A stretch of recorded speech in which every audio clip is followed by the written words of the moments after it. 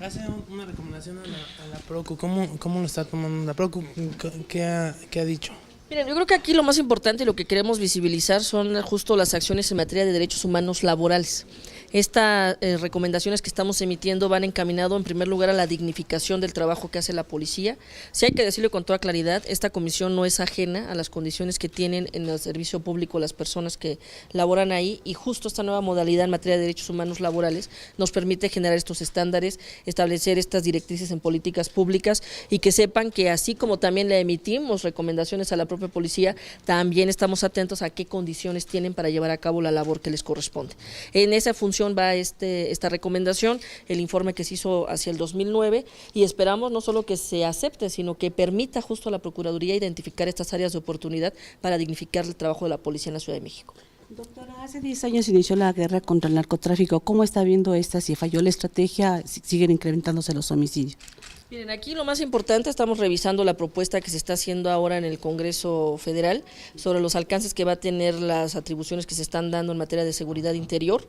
Sí es muy importante el tener mucha claridad y que no haya discrecionalidad en lo que implica el uso de la fuerza, tanto ya sea por elementos militares o por la propia policía.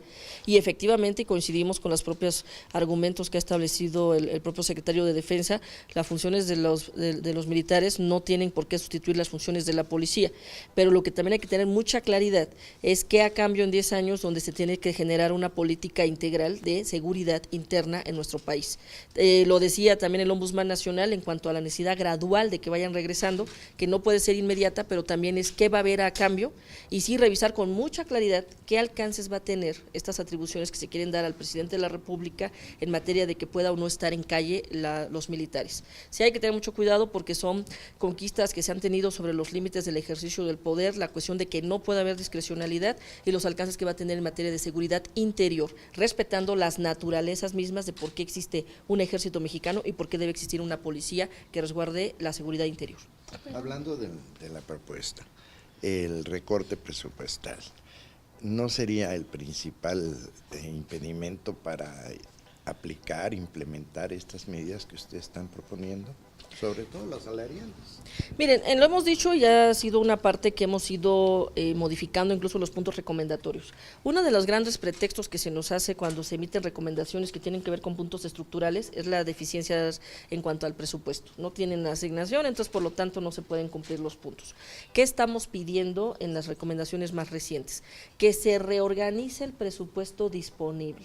Se tiene que jerarquizar, y no entendemos una autoridad que en este momento que se está debatiendo presupuesto no haya solicitado presupuestos para pagar indemnizaciones cuando ya fueron recomendadas, por ejemplo, y donde haya situaciones de reorganización y que se prioricen las propias necesidades de las dependencias. Ya no es de que llegue un centavo más, es que con el centavo que tienen ver cómo van a ir generando las condiciones, y sí visibilizar, también decirlo, les ayuda a ir justo a exigir que haya mejores condiciones con elementos incluso que la propia comisión está documentando.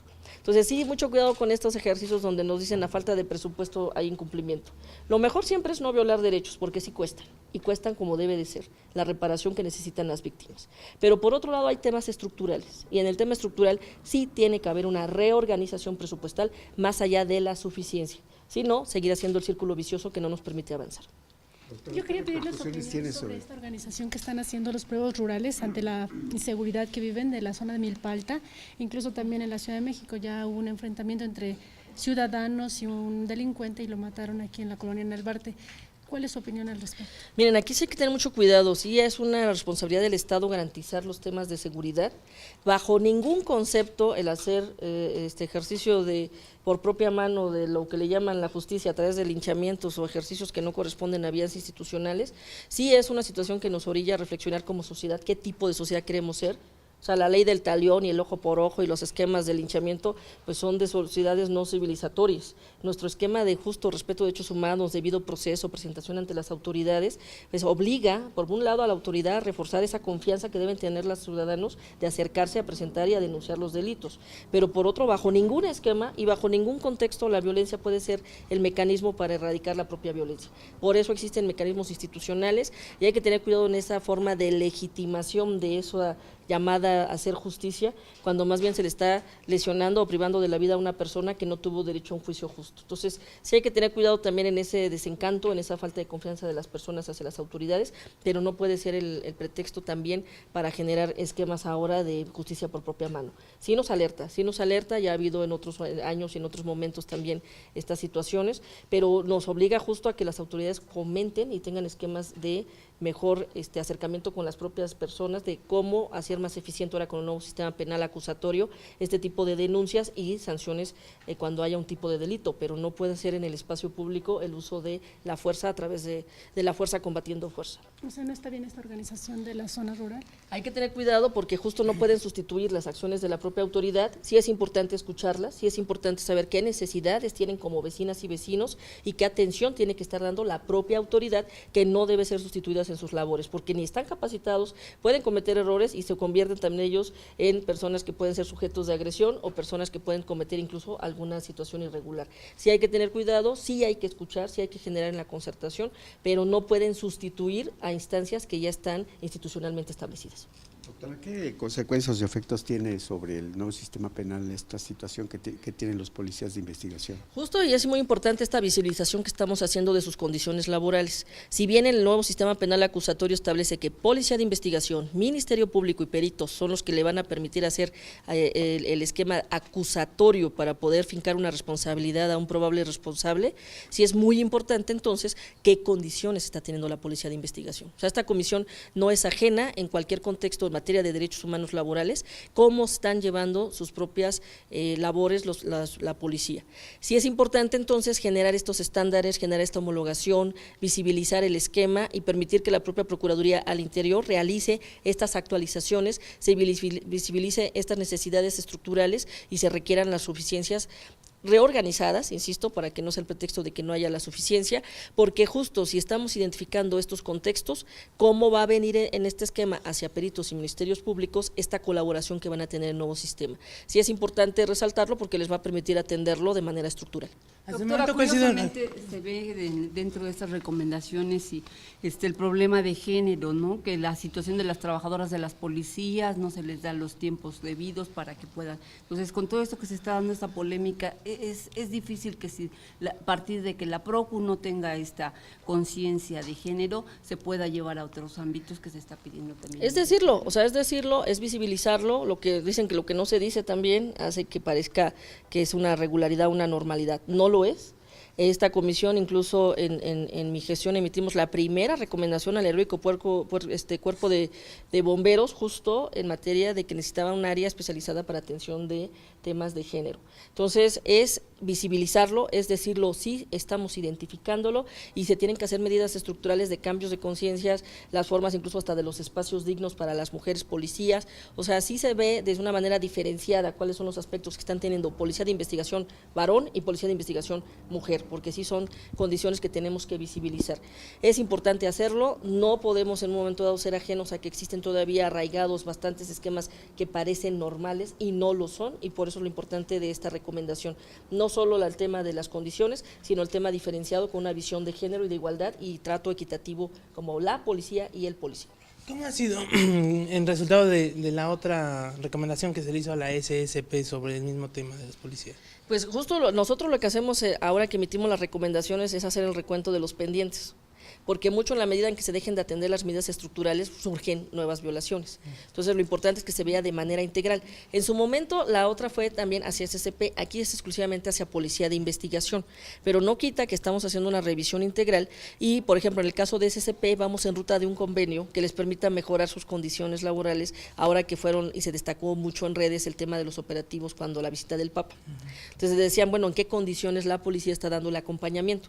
Pues qué mejor que en vez de estar esperando también otra nueva recomendación, de una vez con el propio secretario de Seguridad se suscriba un convenio, se atiendan los mecanismos, haya claridad, haya mejores condiciones de estos acompañamientos que de manera constante tienen que llevar en operativos especiales que hace la propia policía. Entonces, sí es visibilizar, sí es atender de manera diferenciada a cada corporación, pero es homologar estándares donde, conforme lo decíamos ya en materia de derechos humanos laborales, sí son las recomendaciones que queremos posicionar como institución de cuál es el ejercicio en materia de derecho humano laboral cuando revisamos las propios condiciones que tiene el servidor público dentro del propio gobierno central o en otras entidades cuando son sus derechos laborales. Entonces sí estamos haciéndolo de manera integral, pero sobre todo sí visibilizar los esquemas y ver medidas estructurales. Mucho en materia de derechos humanos laborales tiene que ver con condiciones de seguridad e higiene, protocolos que se pueden implementar, homologación de sus propias prestaciones y servicios, los propios horarios, los propios salarios. Entonces esto nos lleva a medidas estructurales. En la medida en que se vaya haciendo incidencia en las corporaciones, se va a ir abriendo esta brecha, primero de visibilización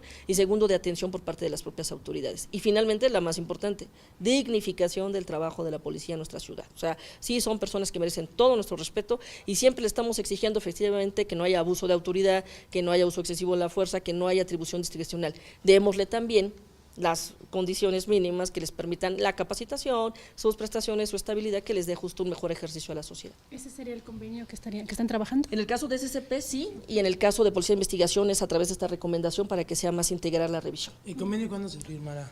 Pues ya estamos en ruta, ¿verdad, quinto visitador? Sí, yo creo que estamos para que inicie, para también hacer todas las cuestiones, pero ya tenemos sobre todo la identificación de qué áreas y cómo podría hacerse ya de manera integral, pero sí son cosas que nos toca atender desde la visión de derechos humanos laborales. Para esto, para la SPP.